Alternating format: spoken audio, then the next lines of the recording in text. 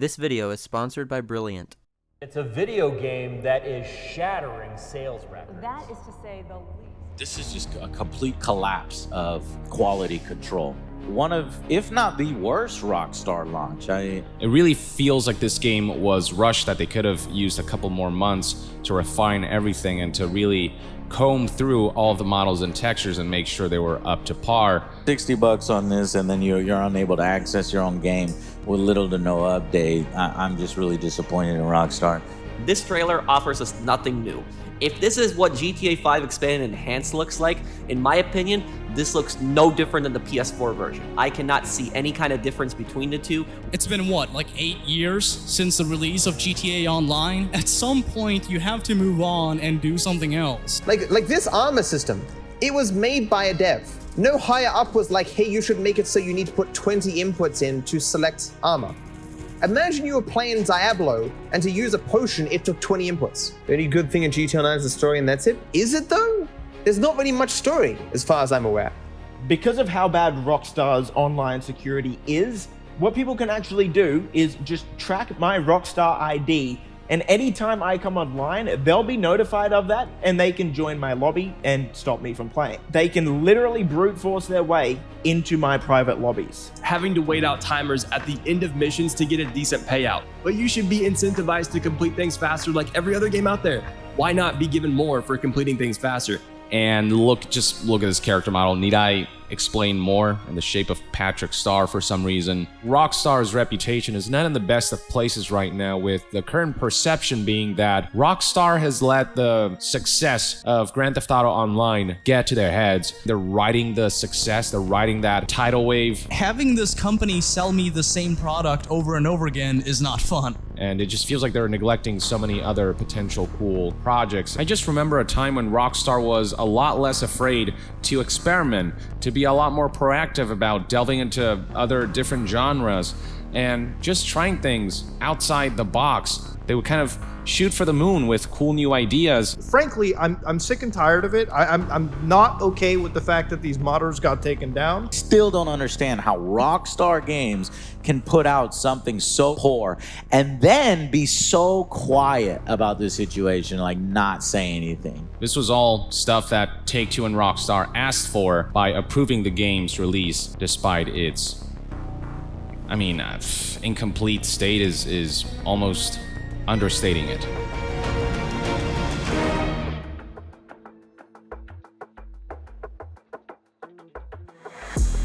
Nearly every single part of this series is sponsored by Brilliant. Basically, without Brilliant, I wouldn't have even been able to make this series. And also, without Brilliant, I wouldn't have access to over 60 different interactive courses. These lessons are much more than just video lectures or something you put on. You exercise everything you're learning each step of the way. This style of learning is 6 times more effective than just watching a video. I've been going through a few of their lessons since I started using it for this sponsorship, and I'm shocked at how fun it is to actually go through the courses. One of the cooler ones that I'm going through is the Introduction to Neural Networks. In the first lesson, they let you interact with an artificial neural network that recognizes what you draw, and it learned to do this like we learn to do things, through experience. It's really cool to play with and to learn about. You don't even need to pay a membership to enjoy that part of the lesson, it's free. Or you can try Physics of the Everyday. You'll learn about the physics in unexpected places, from refrigerators and toilets to traffic jams and water towers. It even has 420 concepts and exercises. If these examples aren't for you, then they have plenty of others to choose from, extensively covering math, science, and computer science. Boost your creative problem-solving skills today and enjoy learning the fun way, with hands-on lessons, colorful exercises, interactive components, and entertaining visuals. Join the millions of people already learning on Brilliant with a special offer just for my viewers. Go to brilliant.org/darkspace to get started for free with Brilliant's interactive lessons. The first 200 visitors will also get 20% off an annual membership. And thank you again to Brilliant for sponsoring pretty much this entire series.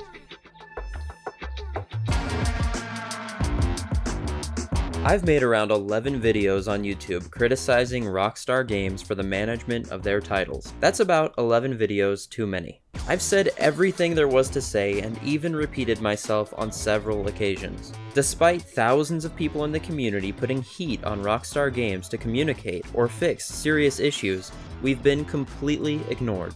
Rockstar has made it known that they're not willing to indulge their player base with any sort of response or acknowledgement. They're like Helen Keller. They don't listen and they don't look at our tweets. There are things that are somewhat understandable for Rockstar to ignore, like people disliking futuristic vehicles in GTA. Obviously, the GTA IP is theirs to do what they want with, even if that means destroying everything it stood for. But there are things that Rockstar needs to comment on. My intention with this video is not to spread negativity. The Rockstar community already has that covered. My intention here is to spread information.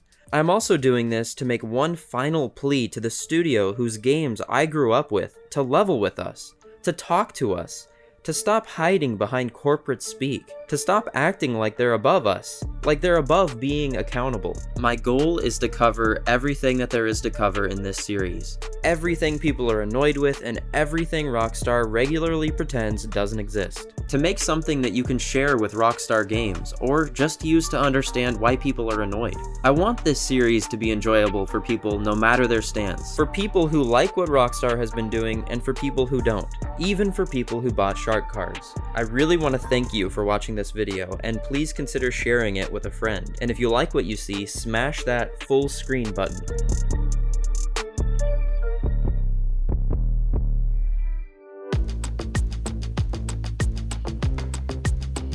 Rockstar doesn't answer real questions. If you look at their interviews, they only do pre-approved interviews with people who ask softball questions. The interviewers inflate Rockstar's ego with questions and statements spinning everything in a good light. They do not ask real questions, so they're not real journalists. Therefore, these are not interviews, they're propaganda. The following interview with Shack News is laced with misrepresentations of the content being discussed. They inflate the value of the content with exciting words and exaggerations. Rockstar gets away with saying things like, "We aim for as much consistency as possible between Red Dead 2's story and the shared world of Red Dead Online," and it's something that we've really worked on over the last few years in both GTA Online and Red Dead Online. Now, how can they say this when there's little to no consistency with GTA Online and GTA 5? One takes place in a realistic world, while the other has flying cars, flying motorcycles, and over-the-top world-saving action. That's like saying Fast 9 is true to the original The Fast and the Furious film. The fact that they chose to make the world a big fictional monstrosity is a less serious issue, but to act like it's not extremely unfitting is ludicrous. These interviewers appear to be puppets with Rockstar's hand up their hole. Rockstar Games tasked an underperforming small indie studio with remastering 3 amazing classics, GTA 3, Vice City, and San Andreas. These games mean a lot to many people, so this was an exciting moment. When the game was initially released, it was in an extremely awful state. The game was retracted from our libraries on PC for several days because they accidentally included base game files in the downloads. So while we waited for them to recompile the game or fix the file downloads, they removed the game from our libraries. When we went to launch the game, it would constantly pop up that you're offline, blocking you from playing, and telling you that your only option was to quit the game you bought. Really highlighting the theft in Grand Theft Auto. Once PC finally got to play the Defecation Edition, we joined the consoles in seeing just how poorly made the games really were. Character models are embarrassingly designed, rain effects were glitchy and distracting, music from the original games had been pulled. The game was dark and difficult to look at. There was no environmental fog, a basic standard for open world games. Assets pop in constantly. Auto-generated LOD versions of objects look bad and are managed by Unreal Engine, not specifically modeled and designed like is the standard with AAA games. The animations and gunplay are horrible and are difficult to look at. Coming from the publisher that made Max Payne and GTA 5, this is obviously deliberately lazy or rushed. We're talking about going from slow-motion diving while shooting your gun in 2012, a decade ago, to vile, stuttering, aneurysm-like messy animations.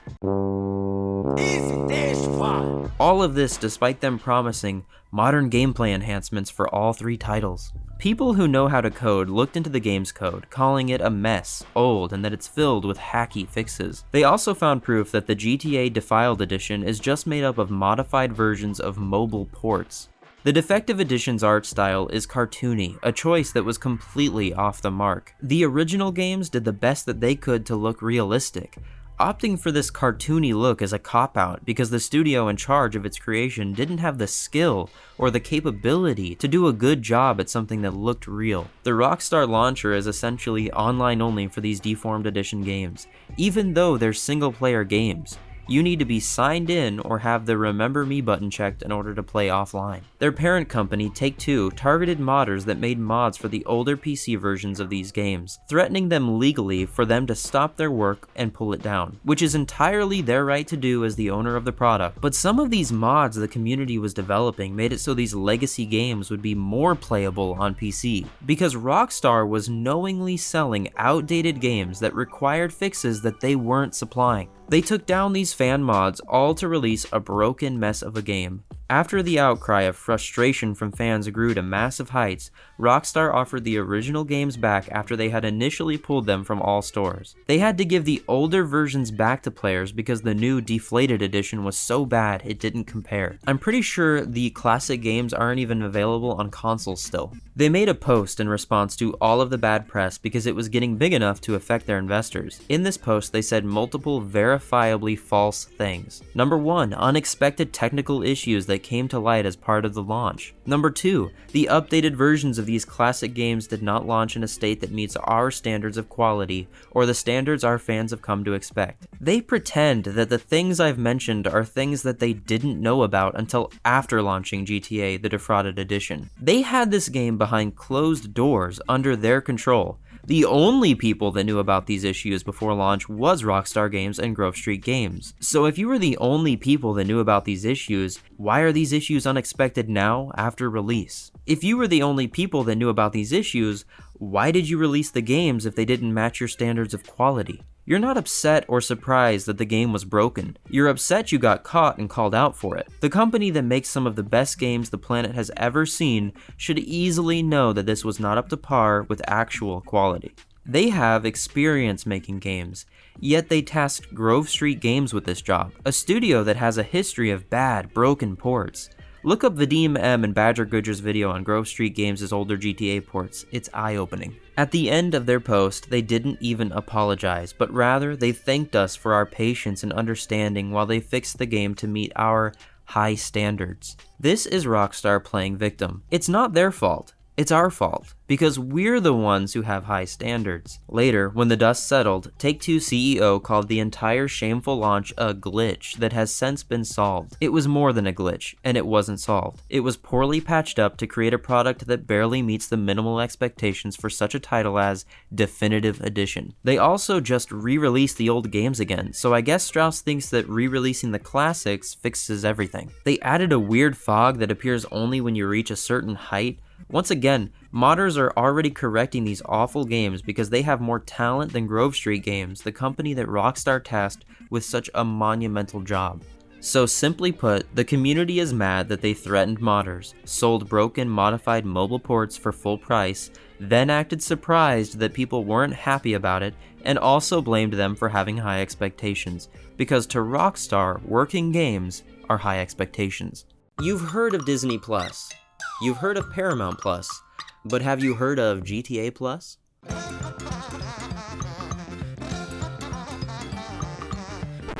Rockstar announced GTA Plus on Twitter in March 2022. Rockstar Games, led by Sam Houser, thinks that you should pay a monthly fee on console for GTA Online. For $6 a month, you get 500,000 GTA dollars and some other useless perks. GTA Online is not some subscription-based MMO. What were they thinking? It's a great core game with dozens of half-assed content updates. They want you to give them money for absolutely nothing. For adding nothing, for doing nothing. Remember when PlayStation users were given 1 million GTA cash every month leading up to the release of Expanded and Enhanced for free? That's double the money for free. Sounds like PlayStation pays to treat its users, while Rockstar nickel and dimes theirs. Console players already have to pay subscription fees to play online. What a scam GTA Plus is. Paying subscription fees for the right to use your own internet connection to connect to peer-to-peer connections is already bad enough, but now they want you to pay for them to do nothing too.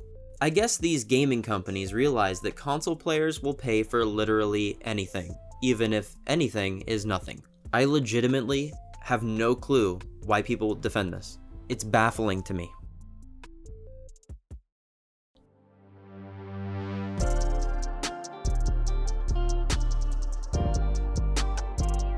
Expanded and Enhanced released without a tangible trailer. The first trailer they released showed original alpha footage of the game. They used outdated footage of the game to advertise it to customers. Expanded and Enhanced ended up being exactly what we expected, a cash grab. While most games allow free upgrades for customers who already own their game, Rockstar had the gall to make people pay for this game again, a third time.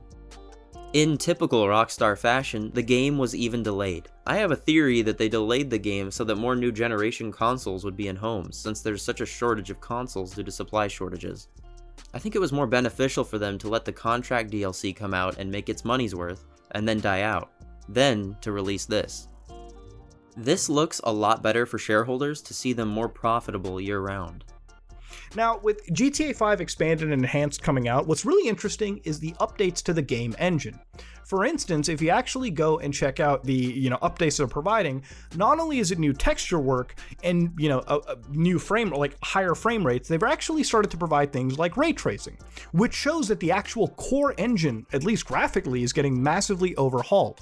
What we're actually going to be playing in GTA 5 for PlayStation 5 and Xbox Series will actually showcase a newer engine, something that you will see as a precursor to Grand Theft Auto 6 or any other Rockstar title. When you compare the trailer's promises and the advertisements on the newswire to the game we got, there's a stark contrast. In all honesty though, the trailer didn't even show anything interesting to begin with.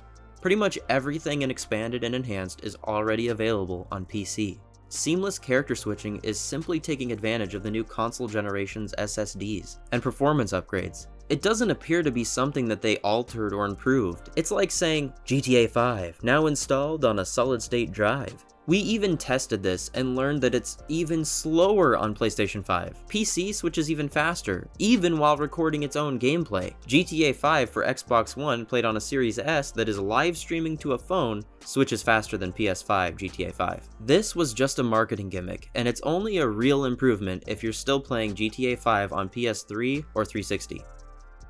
The main taglines of the trailer seemed like jabs at the community. Welcome back to Los Santos implies we ever left, but we didn't. We've been playing GTA 5 set in Los Santos for 9 years straight. They have the improved graphics tagline while they literally just showed typical graphics. But I should mention that they since updated the community in a post and verified that it does in fact have ray tracing. But this is something you should have advertised in the commercials that are meant to sell your product. This isn't the type of detail you wait to announce a month prior to release in a blog post. Who makes these decisions? This behavior makes you feel like this is an afterthought or something that they didn't want to commit to a few months ago when announcing it. In reality, it's because it wasn't true ray tracing, it was shadow ray tracing. Speaking of ray tracing in GTA 5 Expanded and Enhanced, I can very much say after looking at it for at least a few hours through everyone's comparison screenshots, it actually doesn't look like any tangible form of ray tracing got put in. If anything, ray tracing shadows got introduced, which means if you want to cut your frame rate by half just to see some prettier shadows, I'd rather play this modern updated release at 60 frames. That said, what a disappointment, but hey, my expectations were low, and if it's one company that can set them even lower, it's Rockstar Games. This isn't what consumers are thinking they'll get when you promise ray tracing. That's a fact. They know that. This was borderline false advertising. You don't get all the perks of selling the game with the term ray tracing attached to it when you're really just pulling a technicality. This shadow ray tracing is nearly unnoticeable when it's on or off. The only thing you'll notice is the 30 FPS it costs to run it. Explosive action, enhanced gameplay, and much more are all pretty obscure and vague. To tack much more onto the end of nothing makes it feel like more nothing. The biggest frustration revolving around the Expanded and Enhanced controversy is solely because people don't like to be sold the same product 3 different times on 3 different generations. If I buy a game, I should be able to play it anywhere. They've dragged this game on for so long that the original services on the 360 were recently shut down. People are tired of this outdated game and this outdated map. No amount of Dr. Dre will make this any more palatable.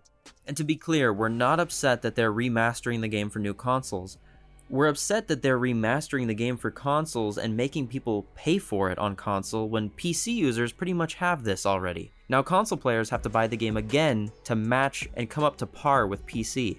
It's not fair and it doesn't make any sense. The justification of these new versions from Rockstar is that they're upgraded, better textures, first-person mode, and more similar details. These are upgrades that shouldn't take the entire staff at Rockstar to produce. These are upgrades that should be free. This 9-year-old game should not still be the main focus of this huge studio. This game, its updates, and everything attached to it should be on the back burner. The fans are annoyed that Rockstar is being so greedy and milking GTA to such an extreme extent. Even Elon Musk made a tweet about it. It might be a shock to you, but GTA fans enjoy GTA games. They want to play new GTA titles. They don't want to wait 10 years between each release. So each time they sell this game on another console, the fans get even more insulted.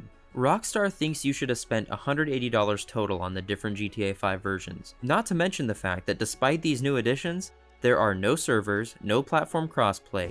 So if you want to play with someone on PC, you'll have to purchase the title again to play it with them, leading to $240 in GTA 5 titles. Why doesn't this game have crossplay? Why do I need to buy it twice on different platforms? Update the network infrastructure of your game, Rockstar. Lose peer-to-peer, it's a thing of the past, and move to servers. Otherwise, don't sell it again.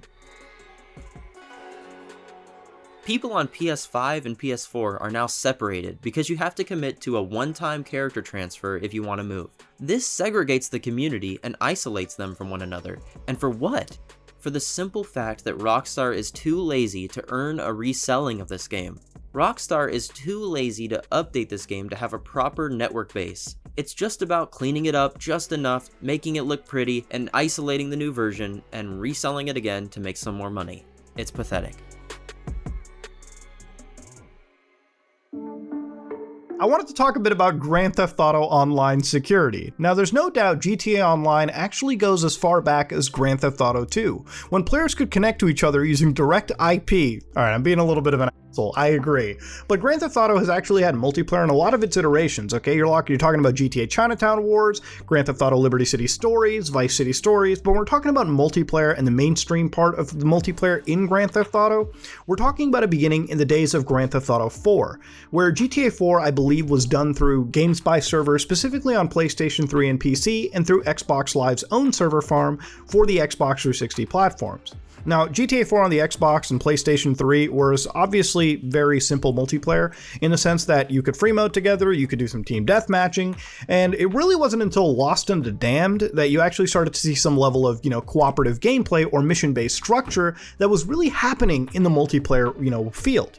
However, things really changed when Grand Theft Auto 5 dropped, and GTA 5 added a lot of things to the online that just blew it a league above 4, meaning you had a much more denser city design, you had a much more better rendering in that, you had actual progression to focus, money that you could make, and, an actual world. It was more like an MMO, if you will, where people could come together, form posses, and actually deal in certain... God, do I remember Red Dead Redemption? Yeah, people could come together and just be criminals.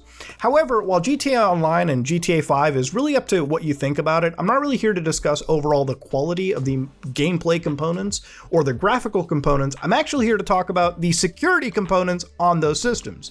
Now, Rockstar Games has faced severe scrutiny from not just me, but various other creators in the GTA 5 online community when it comes to their security of our IP addresses on the actual global front. Now, you might have seen a few of my videos where I actually talked about the game actually facing some IP problems in regards to connecting online, and basically you would leak your actual IP address if you just connected without any form of VPNs. That's because GTA 5 utilizes what we like to call an actual form of peer-to-peer connection. Now, way back in the days of Modern Warfare 2 or games of that era, 2007, 2008, or even earlier, we used to connect to each other in a peer-to-peer fashion, meaning that if a lobby hosted 8 players, the lobby would pick who would be the friendliest connection to all the other 8 players, okay? Basically, it would test everyone's connection out of 8 people and say, hey, player 4 has the best connection to every player in the lobby. So player 4 would be chosen by the game to be the host. They would host the entire server, they would host everything, people would connect and gain their data from them. Now, they would gain what we know as the host advantage, meaning that they'd have the lowest possible latency to the server. Everyone else would have to connect. Now, what this would do is it would actually expose your IP address to everyone in that lobby. Because we're all communicating with each other through a peer-to-peer system, you could always find out that this IP address is communicating to these other 7 IP addresses. Now, this is old and archaic. Most modern games do not do this at all, especially those games that are hosted by multi-billion-dollar companies like Take-Two, like Activision, like Ubisoft. If you loaded up games like Warzone or Rainbow Six Siege, and you fired up something like NetLimiter or really any network analysis tool, you'd probably notice that it's communicating to a cloud server, either AWS or Microsoft Azure, or a big server farm that these companies rent out to. In Rockstar's case, if you're connecting with 31 people, boy, you are actually seeing their IP addresses to this day. And if you think, oh, Muta, it's because GTA 5 is old school. No. Stop. Red Dead Redemption 2 also has similar problems. There are entire mod menus one can go into, some of them even taken down by Take-Two's legal team. You can even see some of these mod menus actually showcase players' geolocations roughly and their IP addresses because the game is still using a peer-to-peer connection system. It's very client-sided. I actually don't know what the server really does other than host arbitrary metrics for gamer progression. Realistically, all of these server lobbies that you are playing on, all these instances, are very much done in a peer-to-peer manner that very much exists from the days of the PlayStation 3 and the Xbox 360. Look, with the IPs being leaked on the PC, it's a massive security gaping hole. Will you start to see it for the consoles like the PlayStation 5 and the Xbox Series? Probably not, simply due to the fact that those systems are unhackable right now. You can't just run third-party network analysis tools and code on those systems because you have to be updated to the recent versions of each system's respective firmware, and those do not allow remote code executions, meaning that these systems are pretty much unhackable. These games are going to be untouched, meaning any money hacking that may end up happening would probably be as a holdover from the PS3, PS4 days, mostly the PS3 days.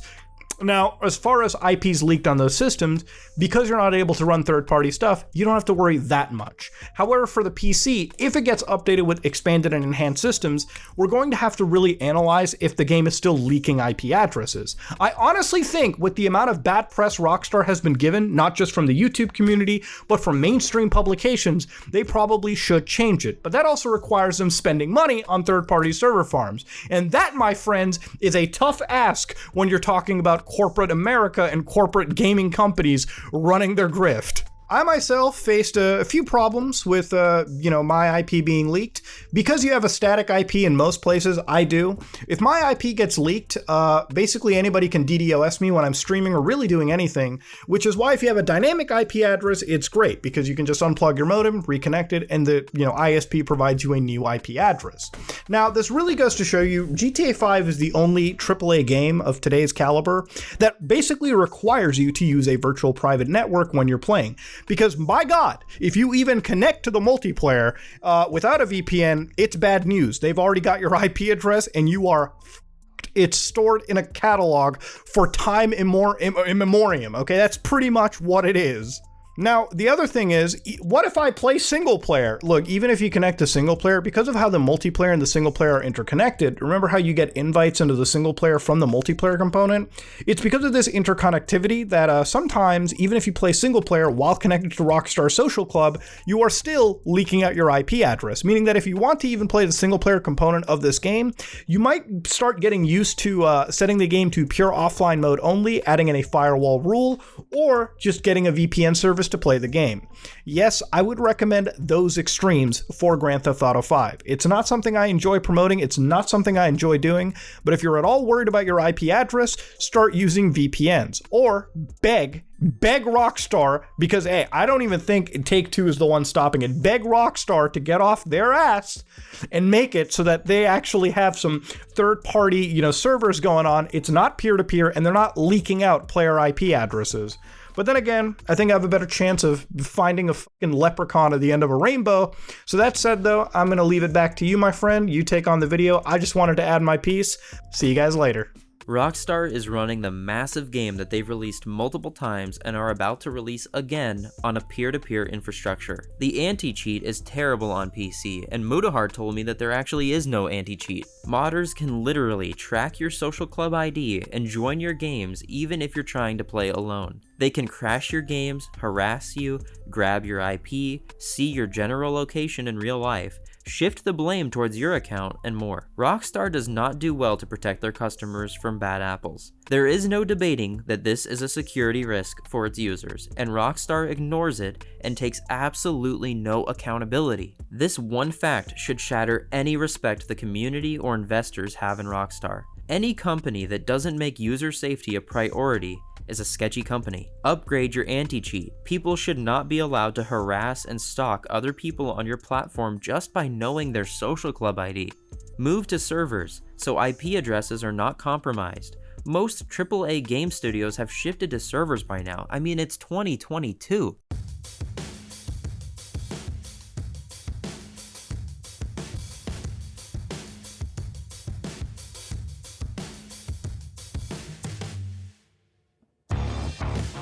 Rockstar announced that they are working on the next GTA in the series on Friday, February 4th, 2022. They did this in the morning so that throughout the day, Take-Two stocks would rise. When the market opened on Monday, it opened 7% higher, just in time for their earnings call with investors. It becomes clear that this was a strategic move on their part to get investors excited and distracted.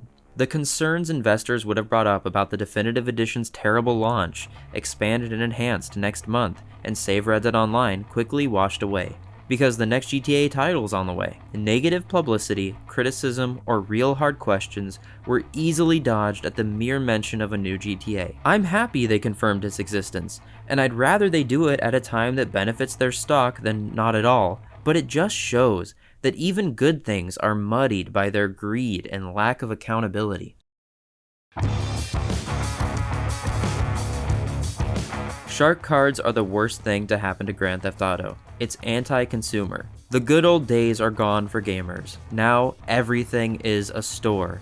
Everyone is a market for corporate to tap into. I'm not against capitalism, but I am against capitalism at the cost of my favorite game series. Creativity, new IPs, story DLC, and more are all destroyed in favor of shark cards. People just want to play video games. Some people enjoy grinding in games while others don't, but Rockstar has based their entire full-priced game on an earnings model that leans heavily on grindy gameplay and player-based exploitation. I've seen comments from people who suffer from gambling addictions and how they have spent too much money on the game. Outliers like these people don't mean you can't have a game with microtransactions, but when the game is built around gacha purchases that require more purchases to fully enjoy the first thing you bought, the in-game store becomes an expensive, time-consuming minefield to traverse. The shark card pricing model was poorly executed. That or the decided in-game item prices were poorly executed. Vehicles like this airplane should not be 100 real-life dollars. I don't understand why Rockstar thinks this airplane is worth more than 3 times the price of the base game. The base game that comes with an entire campaign, cars, trucks, boats, planes, radio stations, and more. The amazing, fancy gold color does not make this airplane special, and it should not be priced this way. This is gold. This is not $100 gold. You might consider this cherry picking because I picked the most expensive vehicle, but you can find any vehicle and it's always going to be like $3 million, $4 million. That's like 50 bucks. Many people will now argue that I'm not allowed to talk about the grindy nature of the game because number 1, the game is not grindy to them, or number 2, the game has Cayo Perico now and people can earn 1.5 million an hour. Cayo Perico was added in 2020. It is relevant to explain the grindy environment the game provided for the first 6 years of its life, the majority of its life, because many players left the game during that time and don't plan on returning. Just because you enjoy the grindy nature of the game doesn't mean everyone else does. GTA was never what it is now. GTA was never about owning businesses and spamming a heist over and over again to earn enough money to buy cars. It was about stealing cars. I feel like it's crazy that I have to say that or explain what GTA is about. With people like the current Rockstar in charge and a community willing to pay $2.5 million a day for worthless cards,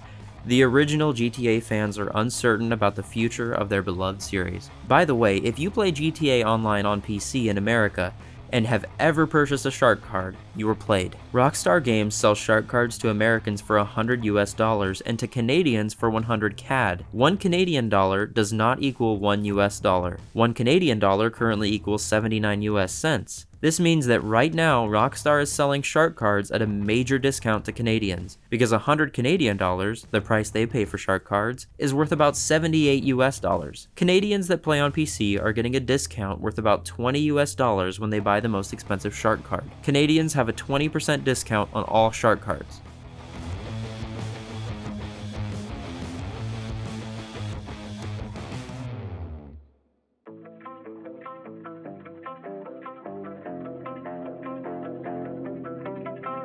Yeah.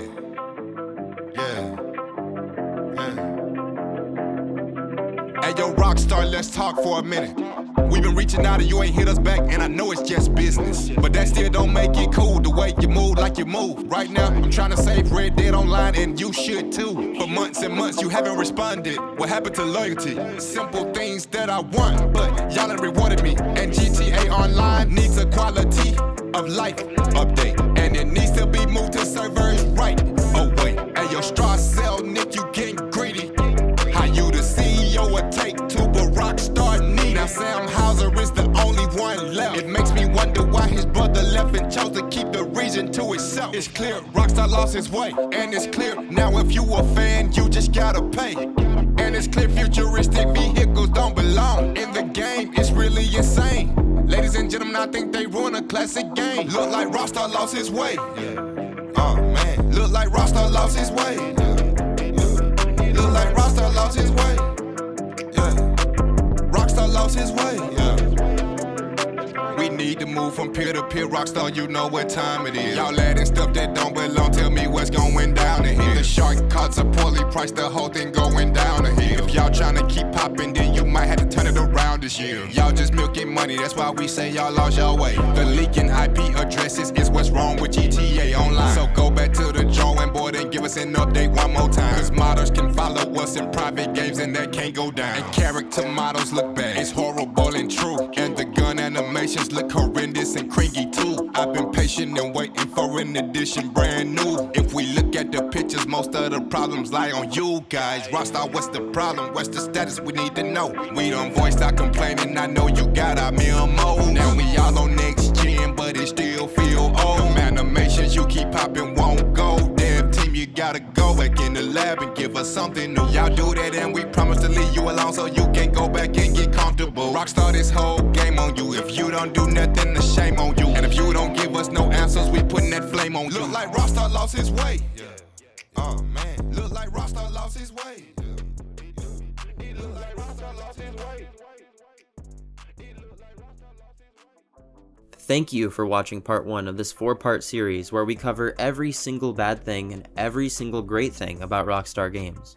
If you think I missed anything, I'm probably covering it in part 2, but please still leave a comment so I can verify that I'm not leaving anything out. I'll be uploading the music video separately, so if you could watch it there too, I would really appreciate it. The beat was produced by Los, and he makes great music, and I'm really thankful that he decided to be a part of this. I hope you liked the song, and if you do, it's available everywhere that you listen to music, and you'll find more music there first, because when I upload all this stuff, it's going to end up on the streaming platform first before I make the video, edit the music video, and then put another one out. I might make 2 or 3 songs total for this series. If you got this far into the video, I sincerely thank you for watching it, and I hope that you do come back to see part 2, 3, and 4.